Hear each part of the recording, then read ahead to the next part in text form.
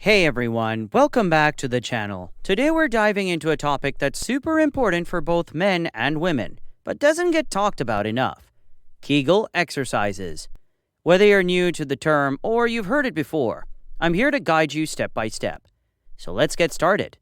Kegel exercises are simple exercises designed to strengthen your pelvic floor muscles.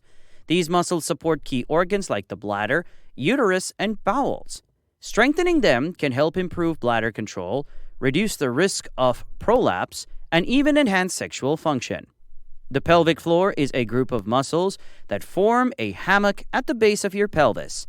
These muscles control your ability to start and stop the flow of urine, which is one way to identify them. Now here's how you do a basic Kegel exercise. First, find your pelvic floor muscles. Imagine you're trying to stop the flow of urine midstream.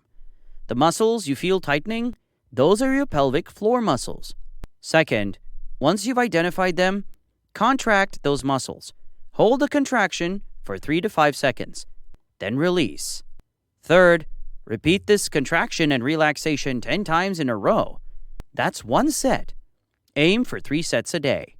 Here are a few tips to keep in mind while doing your Kegel exercises.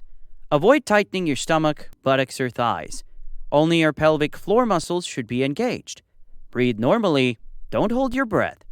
And remember, consistency is key. Just like any other muscle, the pelvic floor will get stronger with regular practice. The great thing about Kegels is that you can do them anywhere, whether you're sitting at your desk, lying down, or standing in line at the grocery store.